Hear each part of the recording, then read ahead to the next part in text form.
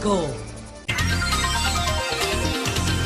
Son las 8:53 minutos. Con nosotros está el ministro de Educación, el arquitecto Andrés Navarro. Vamos a conversar con él de inmediato. La bienvenida e iniciamos la ronda de preguntas que vamos a votar con él. Buen día, ministro. Buenos días a todo el equipo del Sol de la Mañana. Gracias por la invitación. Muchos temas a propósito del inicio del año escolar el próximo lunes y uno de los temas, los profesores bloqueados. La Asociación Dominicana de Profesores ha pedido la creación de una comisión entre el Ministerio y la ADP para depurar esos cerca de 4.000 maestros que según el Ministerio estaban cobrando sin trabajar, porque dice la ADP que el 53% de esos tenían licencia médica o estaban esperando su jubilación. Entonces, la pregunta, si está en disposición el Ministerio de crear esta comisión y pasar por un proceso de depuración, y segundo, si habrá algún tipo de sanción, aunque sea publicación de una lista en las escuelas, de esos profesores que realmente se comprobó que cobraban sin trabajar. Bueno, María Elena, primero es que la comisión existe, la comisión de verificación mixta, y esta comisión es la que ha estado trabajando durante esta semana para poder identificar quiénes tienen evidencia de que sí trabajan y quiénes no han podido o presentarse o presentar evidencias, digamos, que soporten su labor. O sea, que entonces, no procede otra depuración, como dice ADP. Sí, lo que no hay que crear otra comisión porque ya está creada. Entonces, ciertamente, yo le he manifestado, sí, claro que sí, es mixta, pero le he manifestado que entiendo que es correcto que demos un plazo mayor, al menos de un mes, para que estas 3.900 personas que aún permanecen bloqueadas podamos nosotros en ese periodo pues esperar más evidencia. O sea, si de esas personas, y aprovecho este medio para comunicarlo, si de las personas que permanecen bloqueadas hay aquellos que tienen evidencia de que sí están laborando, nosotros estamos abiertos a través de la comisión mixta con ADP de conocer su caso y si procede, entonces desbloquearlo y pagarle su retroactivo. Igualmente, en estas 3.900 personas, sí ya nos hemos dado cuenta que pueden haber un porcentaje de personas que no regularizaron nunca su situación de condición de, no sé, de pensión o más de jubilación por el tiempo, pero que habían desaparecido, no habían vuelto a las aulas. Si esos casos se nos presentan y hay evidencia de que sí habían cumplido ya el tiempo, aunque no se habían regularizado, entonces también son casos que podemos revisar e incorporar, porque la importancia de este proceso que hemos llevado, más que saber quién trabaja y quién no trabaja, es sanear la nómina en el sentido de que el que esté trabajando esté identificado en el lugar donde está ejerciendo el magisterio y en definitiva si es uno o son 1.000 o 2.000 o 3.000 aquellos que no estaban trabajando, que podamos identificarlo y dejar ya las cosas claras. Lo de la sanción. ¿Habrá algún tipo de sanción para eso? ¿Se publicará la lista o sencillamente no van a cobrar más a partir de ahora y punto? No, ¿qué va a pasar? Como yo he dicho, las personas que están en nómina y que en definitiva después de este proceso último de verificación se comprueba que no estaban laborando, ese listado es un documento, una información pública que nosotros en el día de ayer ya se la hemos entregado a la ADP y que todavía ciertamente tenemos que esperar que se agote este último proceso de verificación porque es posible que dentro de esas casi 4.000 personas haya un volumen que pueda presentar evidencia. Entonces no sería justo presentarlo como alguien que no estaba cumpliendo su función o que no estaba laborando. Pero aún nos quedáramos en el 50%, estamos hablando de prácticamente 2.000 personas que durante X tiempo estuvieron cobrando sin trabajar.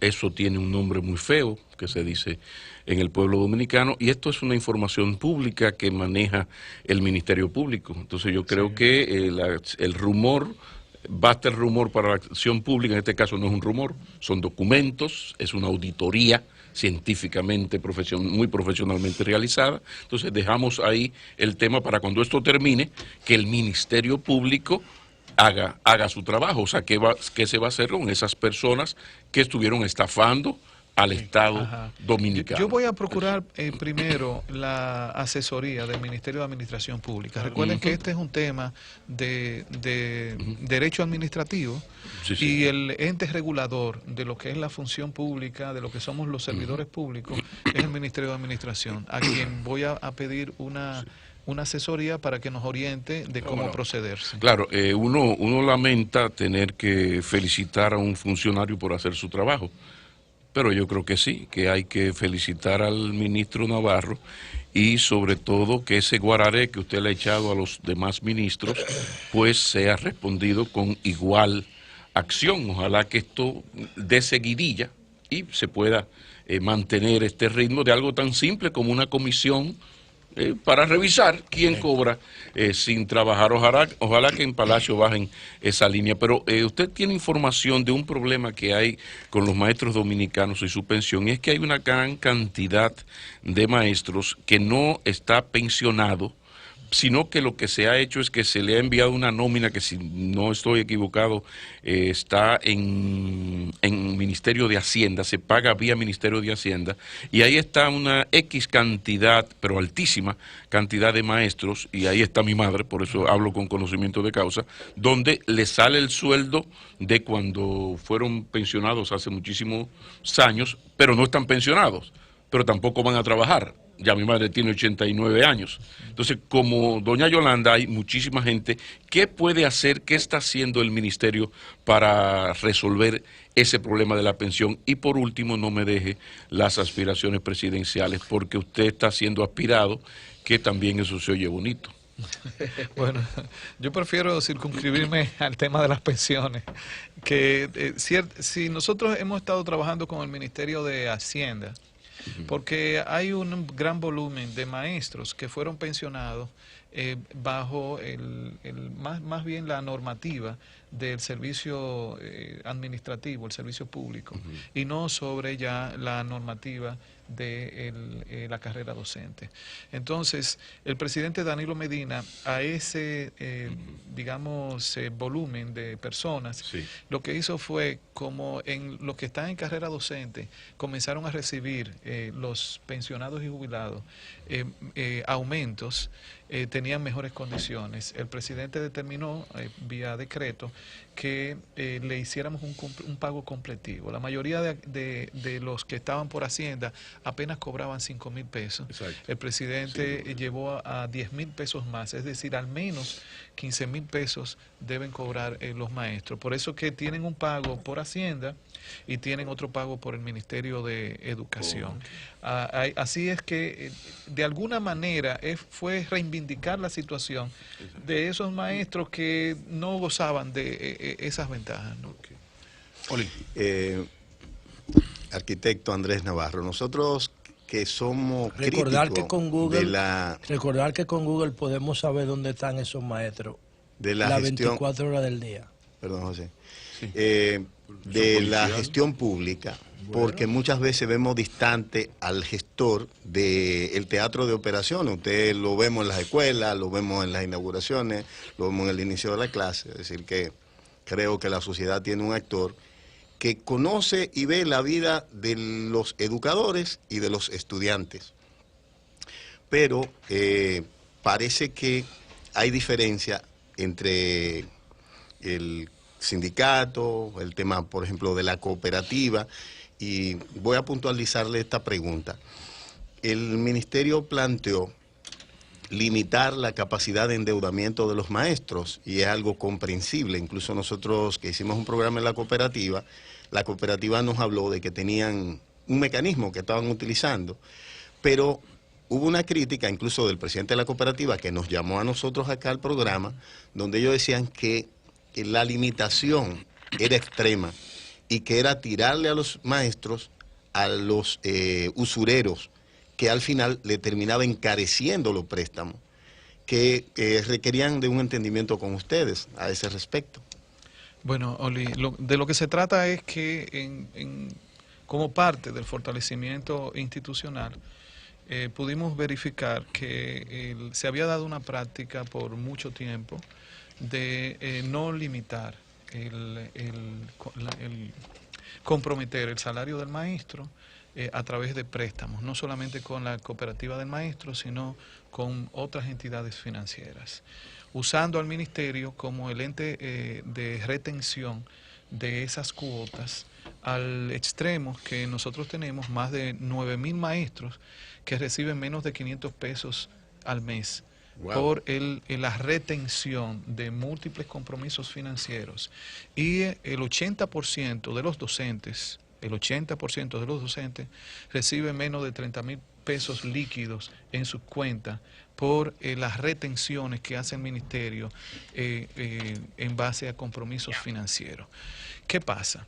Ante una situación así, y mis recorridos por las escuelas y mis diálogos, me di cuenta que se fue generando una conciencia de que el culpable de que al maestro le llegue tan poco dinero líquido es el Ministerio de Educación. ¿Por qué? Porque es un empleador que me está poniendo a trabajar y que no me llega nada. Porque miren, yo les digo algo.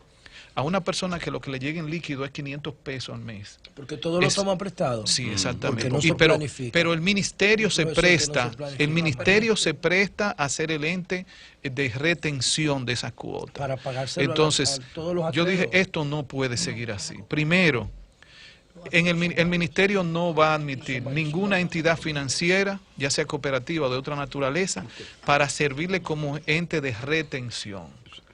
Y emití una medida que es sacar al resto de las entidades financieras, algunas cooperativas, otras financieras que estaban dentro del ministerio. Eso es lo primero.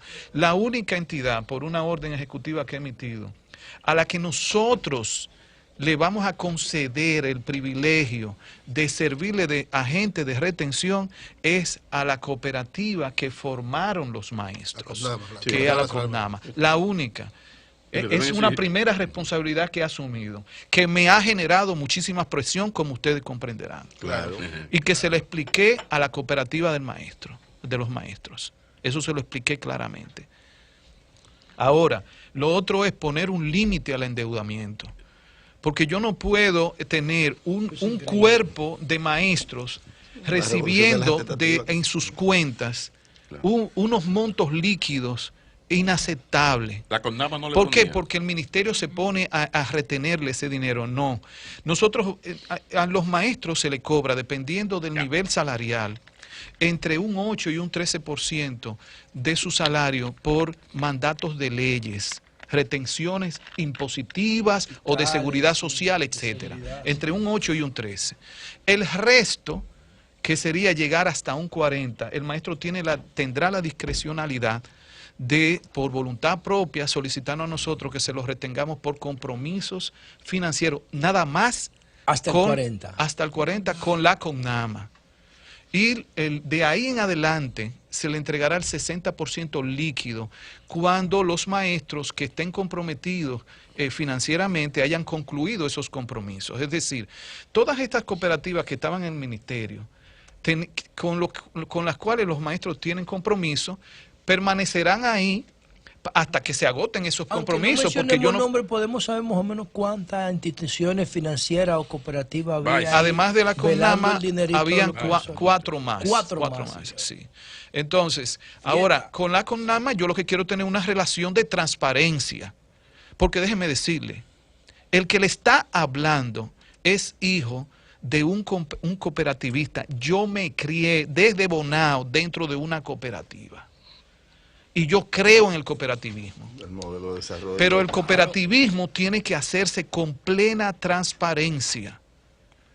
Y en el caso nuestro, yo esta tarde, hoy en la tarde, yo voy a recibir a la directiva de la cooperativa de los maestros. Sí, para hablar. Ahora, nosotros hemos agotado un proceso de diálogo de muchos meses en los cuales yo me quedé esperando una contrapropuesta de la CONAMA, porque yo me reuní con ellos y les expliqué el análisis que habíamos hecho.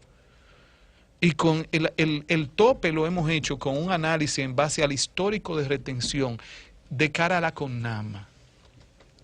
Y es lo del 40%. Y ese es un tope que nosotros analizamos, le explicamos el análisis.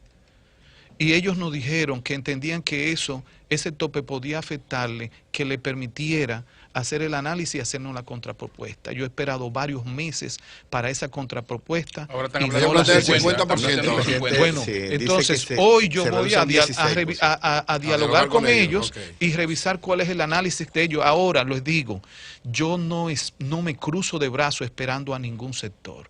Yo doy un plazo y después tomo las decisiones que entiendo que tengo la responsabilidad como ministro de Educación de tomarlas. Y eso es lo que yo he hecho con toda la transparencia y dando la cara siempre. Y no me cierro al diálogo, Julio. Ustedes es bueno que lo sepan, ¿no? Qué bueno. Eury. Ministro, dos preguntas concretas. La primera,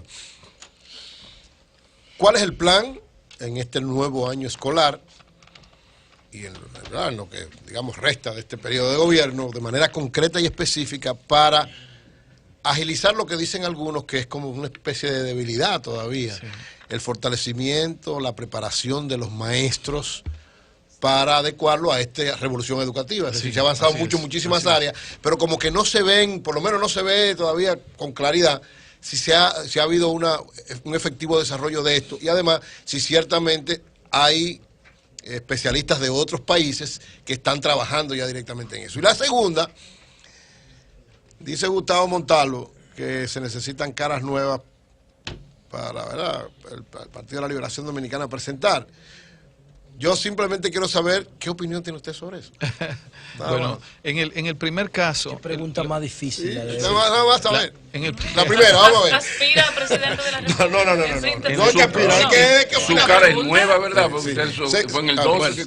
Adelante. En el primer caso, Eury, la importancia de haber depurado o estar depurando la nómina docente es que eso es una condición fundamental para nosotros hacer la evaluación por desempeño. Porque con la evaluación por desempeño implica ubicar a cada maestro en el lugar que le corresponde para poder hacerle la evaluación del desempeño. Si nosotros tenemos una nómina dislocada, al momento de bajar los evaluadores a los lugares no van a encontrar necesariamente a los maestros que van a evaluar. Ya esa condición la tenemos preparada. Ahora estamos en franco proceso para el montaje de la evaluación por desempeño, que nos va a dar un diagnóstico, que nos va a permitir entonces hacer los planes de mejora en la formación del maestro en base a evidencia, no en especulación o lo que la gente dice por ahí. Además que recuerden que estamos frente a un nuevo paradigma curricular, que es el basado en habilidades, en competencias, que nuestros maestros necesitan actualizarse en ese sentido. Y esto, los planes de mejora que van a comenzar a partir del mes de enero, todos los planes de formación docente ya de una manera directa e intensiva van a estar basados en este diagnóstico. Por otro lado, nosotros estamos en coordinación con el Ministerio de Educación Superior, el MESID, abriendo ya un nuevo formato de formación docente en las universidades. Ellos han establecido una normativa que ya nuestros estudiantes de pedagogía van a estudiar un currículum basado en competencias en las universidades, para cuando vengan a nuestras aulas sean maestros ya preparados para el currículum nuestro. Entonces son dos frentes que estamos abordando. Espérate, la segunda. La segunda. Si aspira a la presidencia de la República. Pero no tuviera haciendo lo que tiene que hacer. ¿Qué opinión le merece? No, si usted aspira, no. Sí. De que, como dice, ¿verdad? Deben ser nuevos rostros que se presenten, ya que da como por un hecho, por lo menos lo que dice Gustavo, de que el presidente Medina no va a reelegirse. Yo, mi visión particular en términos de la política es que en la política lo que tenemos que tener es nuevos pensamientos y nuevas acciones. Yo no quiero estigmatizar a ningún rostro porque tenga mucho tiempo de ser conocido. Si es capaz de tener un nuevo pensamiento en base a las necesidades de nuestro país y de tener un nuevo tipo de conducta. Por eso que para mí los relevos generacionales no son cronológicos, son de pensamientos y de acción, de visión. Y esa es mi posición. Miguel, esa es la noticia. Aníbal. Sí, por favor. Adelante, Aníbal. Trazando pauta. El Ministerio de Educación ha confirmado irregularidades en su nómina. Y hay 4.000 y tantos maestros castigados por eso. Están por lo menos parados de la nómina al presente. Pero ¿cuál será la consecuencia para los funcionarios del nivel medio o alto, directores de distrito, directores de escuelas, que permitieron eso? Porque es imposible que un maestro cobre sin trabajar y que al menos su supervisor inmediato no lo sepa. Sí. Y a su vez, también pregunto, estamos en el inicio del año escolar y, es más, en estos medios sentimos la presión de los útiles escolares. Hay hasta maratones para comprar útiles. Con este presupuesto, a través del Instituto de Bienestar Estudiantil, ¿hay o no hay programas para darle a los estudiantes de escasos recursos hasta los zapatos? Eso se está haciendo, lo pregunto, por la cantidad de gente que sigue solicitando asistencia para comprar una mascota. Sí, Anibelka, en la actualidad la dotación que nosotros hacemos del kit de útiles escolares, pero también de uniformes, zapatos y todo, alcanza a la mitad de la población estudiantil en el sector público. Es decir, ¿la mitad es cerca de 800.000 estudiantes, ¿no? Okay. Entonces, la pretensión nuestra es seguir ampliando ese, digamos, rango de cobertura, pero ciertamente no hemos llegado todavía a la totalidad. Entonces, esto hace que puedan especialmente aparecer un segmento de la población que no está en el sector público, está en las pequeñas escuelas privadas, allí donde todavía nosotros no tenemos suficiente cobertura. Ustedes saben que hay padres que todavía, ante los temores de la escuela pública, han preferido sus pequeños ingresos colocarlo en una microempresa educativa, en un pequeño colegito de barrio. Y esos son los que se ven más, digamos, presionados en un momento como este. Por eso es que nosotros, en la medida que vayamos extendiendo la jornada escolar extendida, valga la redundancia, vamos a reducir esa presión social que tú mencionas. Y déjeme decirle, para este año escolar, nosotros pretendemos incorporar 300.000 estudiantes más durante el año, ¿no? En la medida que vamos inaugurando escuelas a la jornada escolar extendida. En el caso de la jornada, ¿sí tienen el kit escolar ellos? Sí, dentro de la jornada escolar extendida tenemos una cobertura de unos 800, cerca de 800.000 estudiantes. La totalidad de estudiantes que tenemos al momento son 1.100.000. Le preguntaba sobre la responsabilidad del personal que permitió esto. Yo quiero ser lo más sincero y justo en este sentido. Este no es un problema de un director o de un grupo de directores, este es un problema del sistema educativo. Esto que vemos con la nómina y otros males que vamos a ir identificando, es un problema de un sistema completo que ha permitido que esto suceda. Y cuando yo recuerdo, la pregunta que tú me haces es como la que se le hace en una novela de García Márquez.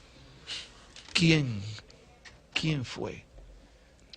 ¿Quiénes fueron? Fue el sistema. Pero el sistema lo dirigen personas. Lo de Fuenteovejuna. Sí, exactamente. Entonces, pero el sistema se personaliza, tiene personas. Sí, ajá, pero la responsabilidad mía ahora es crear la nueva institucionalidad. Y yo me voy a centrar en eso. Porque si yo me dedico ahora a buscar quiénes, uno por uno, se me va a ir el tiempo en buscar los culpables y en no buscar las soluciones. Y yo tengo que optar entre buscar los culpables de estas distorsiones o establecer las soluciones para que esto no vuelva a ocurrir. Y yo voy a optar por esta segunda vía. Bueno, el Ministerio Público yo puede recuerdo hacer en el 2014, en enero del 2014, nosotros le hicimos una huelga virtual a la Junta Central Electoral de Roberto Rosario Márquez. Virtual para que tuviéramos una cédula inteligente con chip activo. Y el presidente Danilo Medina, él sabe cómo yo lo respeto, fue el primero en recibir esa cédula bruta. Y miren los resultados ahí. Con una cédula inteligente, nosotros supiéramos dónde están esos profesores 24/7. Abran Uber ahora mismo. Abran Uber. Ríete. No. Pero no puedes hacer más nada que reírte, porque no tienes argumento. Pero es que yo tengo abran Uber ahora mismo, cual que quiera. Apuesto que le va a decir todos los vehículos disponibles que están en el entorno. Mírenlo ahí. Pero eso es una plataforma. Porque cada uno de esos choferes tiene un chip. Mírenlo ahí donde está. Pero tú quieres que el Estado tenga el control. Ahora mismo yo tengo 9 a través de su cédula que sepamos dónde estamos. Pero tú le quieres dar al Estado Alemania y Corea. Porque el tema no es privativo de educación. George Orwell. El tema no es privativo de educación. Tati sacó 10.000 de salud pública que no trabajaban, 240 millones de pesos, Altagracia Guzmán Marcelino, hace menos de un año. Y en la policía, que el jefe de la policía dijo que de 36 él sabía dónde estaban 20. Vámonos a educación, Entonces es importante ver que este es un problema sistémico. Es un problema sistémico. Pero no le eche la culpa a la cédula, que eso no es eso. Usted ha hablado de que hay un nuevo paradigma curricular, un currículo basado en habilidades. Por un lado, me gustaría que abunde un poquito más, porque así es que vamos a ver qué recursos humanos vamos a estar formando en el mediano plazo. Y por otro lado, el acuerdo al cual ustedes han llegado con las iglesias para asumir ciertas responsabilidades de los colegios privados que han querido como pasarse al sector público por el impacto del 4%. Yo quería que usted explique un poquito más esos dos capítulos. Sí, bueno, el currículum basado en competencia, que es, en otras palabras, el desarrollo de habilidades en nuestros estudiantes, más que lograr el saber en nuestros estudiantes, es el saber hacer. Todos los que estamos aquí fuimos formados con un currículum que privilegiaba era la memorización. Lo teórico, sí. Sí, la concentración de conocimiento, no necesariamente de habilidades. Por eso ustedes saben que no los estudiantes que sacaron mejores calificaciones, compañeros de nosotros, hoy en día son los profesionales más desarrollados.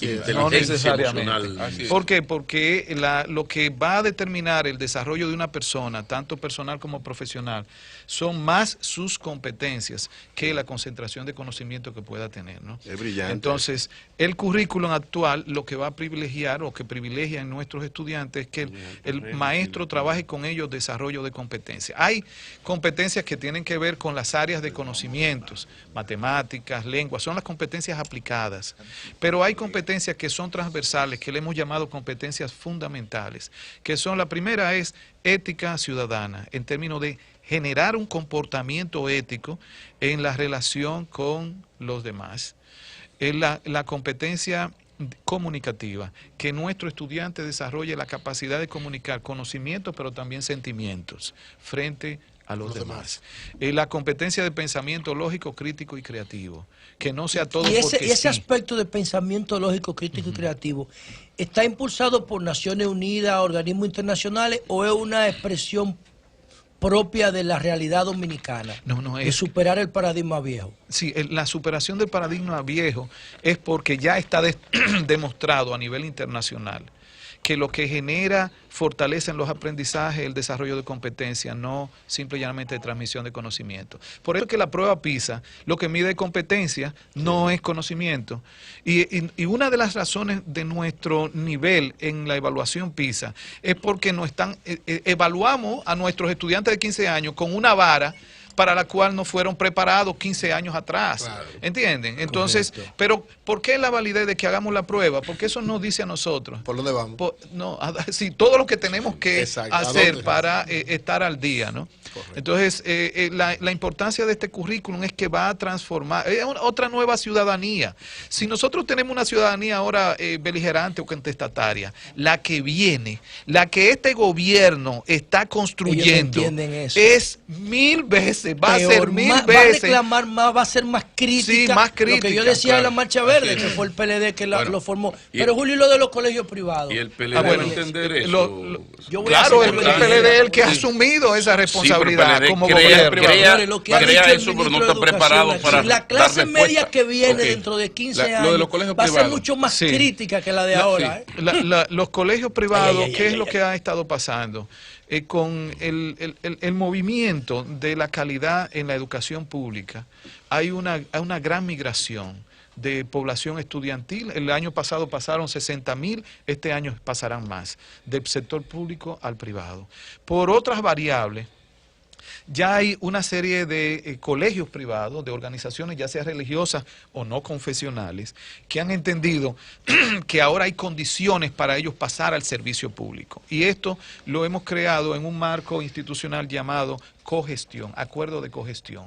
Firmamos en este caso, con la Iglesia Católica, el paso de 127 colegios, que antes 127 eran colegios católicos, ese es el dato. Sí, que ahora son escuelas públicas. Ahora, siguen siendo gestionadas por las organizaciones católicas. Pero se van a someter a las líneas del Ministerio de Educación siempre han estado en lo laico. No, porque ellos mantienen su labor pastoral.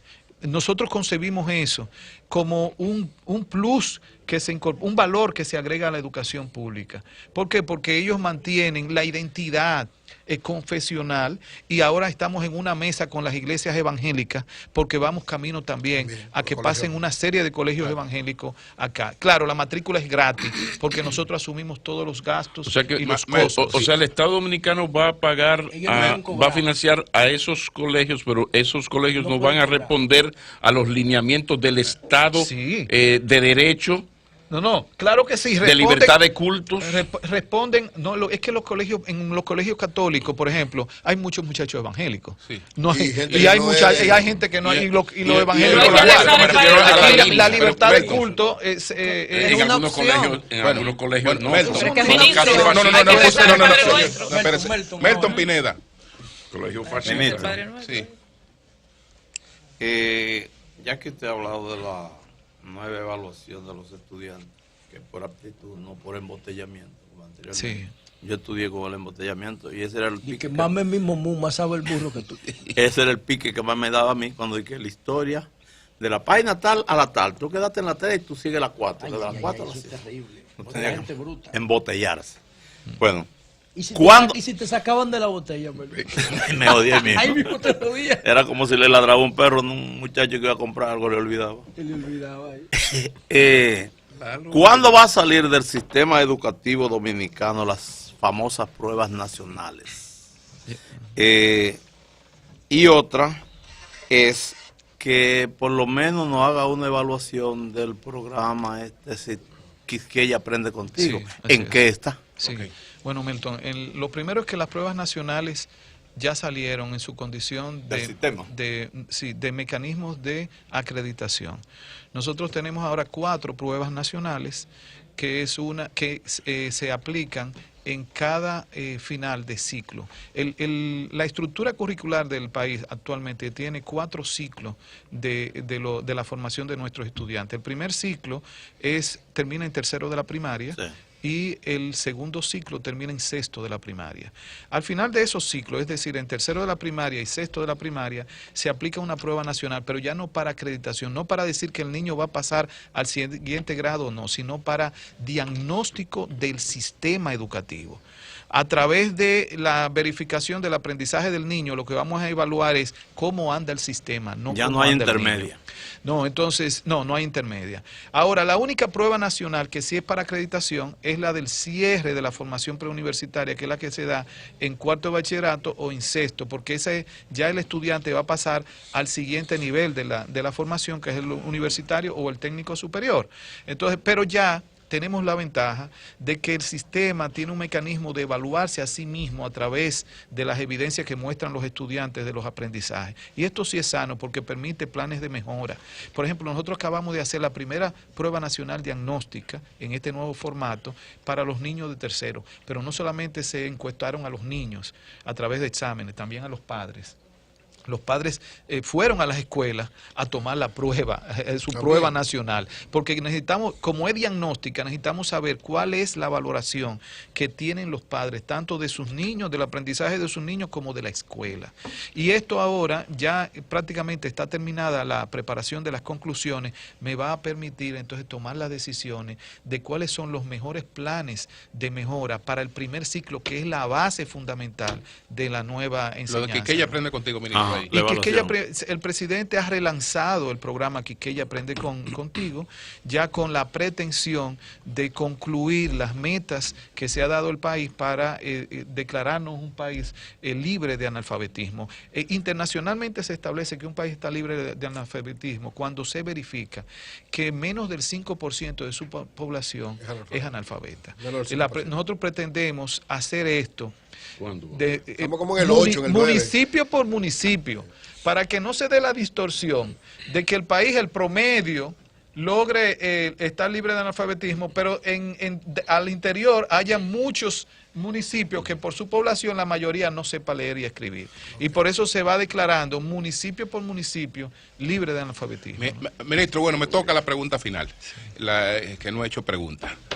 Usted estuvo en la reunión que el presidente Medina hizo con los partidos aliados que no son el PRD. Aliados. Sí. Sin el PRD, y ahí estuvo quejándose por el PRD. Ahí estuvo el ministro de Obras Públicas, Gonzalo Castillo, y estuvo usted. La lectura que muchos medios le dieron a esta presencia era la de un virtual señalamiento hacia el futuro. Usted que estuvo ahí, usted que estuvo ahí, realmente son brillante. De lo que usted pueda contar, ¿qué fue lo que pasó? Mañana estamos a 16. No, el miércoles. Miércoles. Es lo mismo. Sí. Mire, para mí fue una reunión que debe ser entendida como una reunión ordinaria, porque fue con un conjunto, 12 partidos aliados, en lo que es el bloque progresista. El presidente pasó balance a la gestión de gobierno. Realmente ahí de lo que se habló fue de la gestión de gobierno. Recuerden que gran parte de ellos dirigen instituciones gubernamentales, y es sano, porque con nosotros, con los ministros, el presidente hace periódicamente estas reuniones de pasar balance, y todos hablamos frente a los demás. En este caso fue con las organizaciones políticas que son aliadas al PLD, pero cuyos presidentes tienen también funciones de Estado. ¿Por qué solo usted y el ministro de Obras Públicas? ¿Por qué solo usted y el ministro de Obras Públicas? Además del presidente. Yo sé que la seguridad es importante. Yo sé que la seguridad es importante y Amarante Marín no fue. Bueno, pero muchas gracias al ministro. La seguridad es prioridad. El Congreso es importante para la marcha de un gobierno. Gracias. Muy bien, va muy bien, Andrés. Que la entrevista fue muy buena. Muy buena. El ministro no se puede ir cayendo en un gancho. No. Hablaron del gobierno y evaluaron el gobierno. Porque dicen que eres uno de los presidenciales. Gracias, ministro. Gracias. Cambio fuera. El sol de la mañana.